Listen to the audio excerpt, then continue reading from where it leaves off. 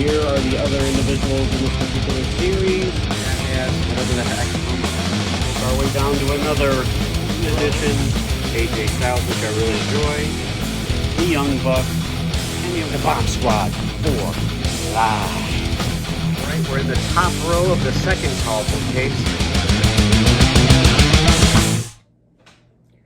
What is up to Bomb Squad? This is Don the Bomb, and I am finally back with an exciting, action-packed wrestling figure unboxing and review. Now, I had tons of action figure and wrestling figure reviews from, November to probably January, because I bought so many during the Ringside Collectibles Black Friday and Cyber Monday sales. It seemed like I had a couple every week.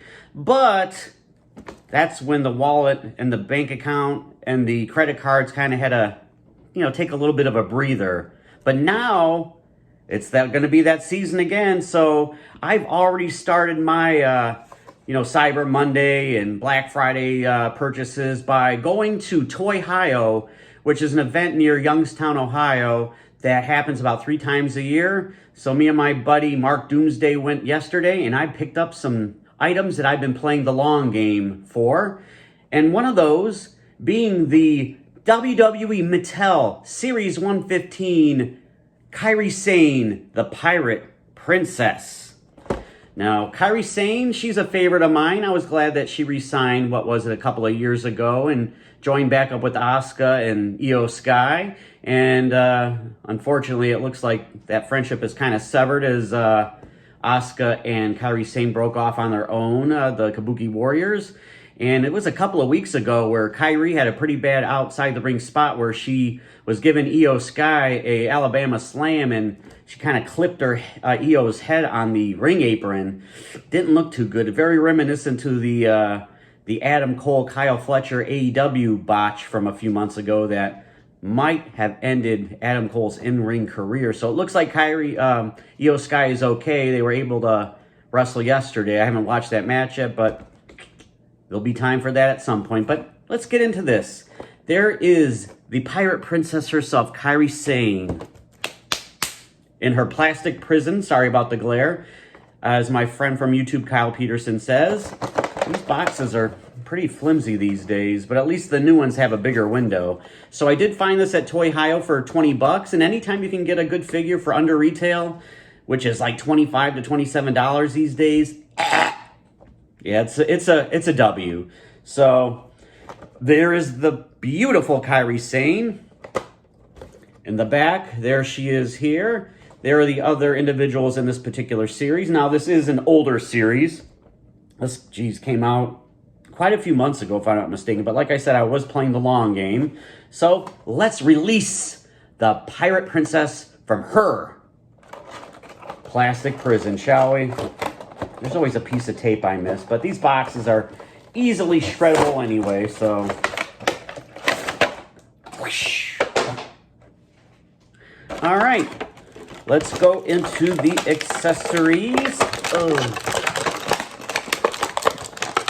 She has a couple of hands. She has another saluting hand, or a bitch slapping hand, and then a gripping hand. You see the nice little design from her gauntlets, I believe, that go to her hands right here. Very, very nice. And then she has her little umbrella contraption, just in case it rains. Or if she wants to kind of emulate Mary Poppins and fly away. But it's a pretty cool little accessory. Very cool.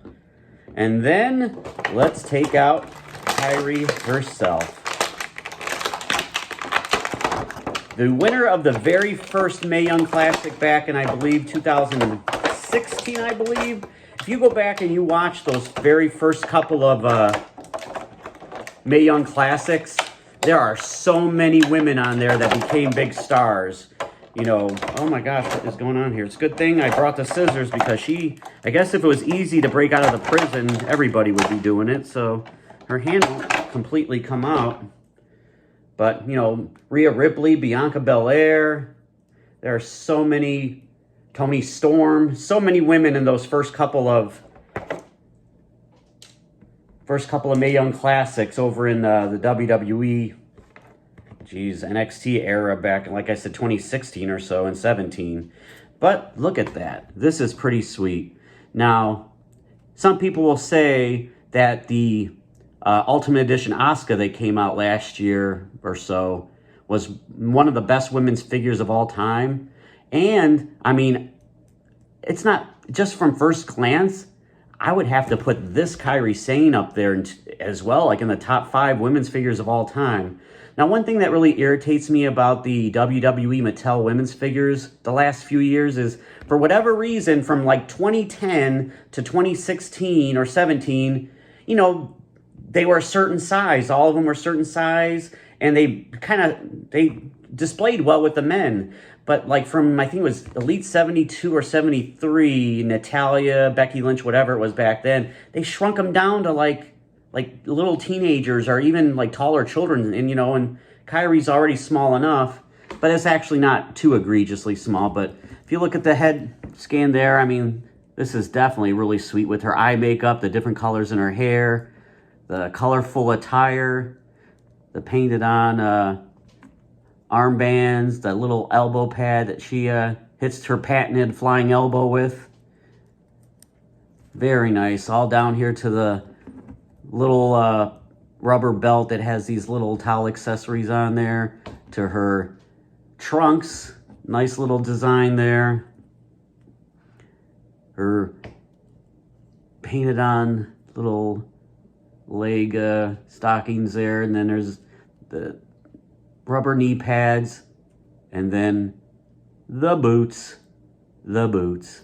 Man, this is definitely a pretty sweet figure. And like I said, I do like Kairi Sane. This is one of, just from having it in the hand for a few minutes, this definitely looks to be one of my favorite women's figures of all time. It's up there in the top 5, I will have to say. I mean, at least going off one of my, my memory. But I love this figure. Love it, love it, love it. Articulation, you have the double jointed pinless elbows, bicep cut, removable hands. Now the head can turn all the way around, but her hair kind of keeps that from happening. And the up and down, once again, isn't too good because of the hair. But it's cool. You have a kind of like a ball joint in the hip area, can kind of turn all the way around. Then you have the thigh cut, double jointed, I can't tell if it's pinned or pinless knees. Man, I'm covering up the moneymaker. That's why people tune into my videos to see the moneymaker. I can't cover that up, even with beautiful Kairi. Okay, and then we have boot cut, and then, the ankles can be bad sometimes, and, well, the left one can pivot. This right one, it doesn't even, I mean, it can go kind of like that, but it's definitely not good. But then she can do the Kairi splits and the Kairi sweet chin music. So let's see, we'll put her umbrella in her hand. I'll probably have to pose her with that. Well, the one bad thing about that is over time, the weight of this umbrella could cause the arm to get loose, and that's not always a cool thing. So, oh goodness, the umbrella has fallen apart. So let's bring in some figure comparisons. We will bring in her first Elite, which was an awesome figure in itself during her initial babyface run in NXT. They're about the same height, and I believe this was after they made the scaling change anyway. And she is on a ringside collectible stand, which, I failed to put. Let's see if the new Kairi Elite can fit on here. Yeah, of course. You want to get the Mattel ones, not the, AEW Jazzwares ones. And here is an awesome figure. Up until now, I thought it was the best women's wrestling figure of all time, which it still may be. This is the Ultimate Edition Asuka, her Kabuki Warrior teammate. Love this figure. Love it. Love it. Love this robe. Oh, she's fallen and her mask has fallen off. That is very unfortunate. And now her recent enemy, friend turned foe, former champion Io Sky. Now, like I said, there was a tag team match between Io and Rhea and the Kabuki Warriors at Crown Jewel yesterday, but I have not watched it yet. I don't even think I know the results of that. I would imagine Io and Rhea would win.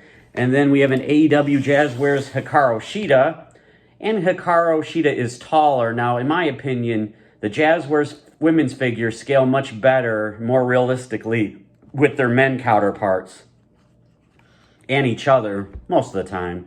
And like I said, the old WWE women's figures were about this scale, but for whatever reason, they decided to shrink them down. My opinion is I think they took Rey Mysterio, who to me was too short, and they kind of took the women and be like, oh, they can't be taller than Rey Mysterio. They're only 5'5" themselves. And then they just really shrunk them. So if they would have kept Rey Mysterio maybe, a little bit taller and not so short, maybe they wouldn't have done that with the women's figures. But I'll digress. It is what it is. And then here is a Boss Fight Studios Legend of Lucha Libre Leti Maravilla, which is a pretty cool figure. And it's kind of short too. But hey, it fits well with the Mattel scale here. So, hey, it is what it is. Series 115, Kairi Sane, in my opinion, one of the best women's wrestling figures ever. So, for the Pirate Princess, this is Donna Bomb. Oh, I'm going to give this a 9.5 out of 10 too, so take that. And I bid you farewell. Have a good night, everybody.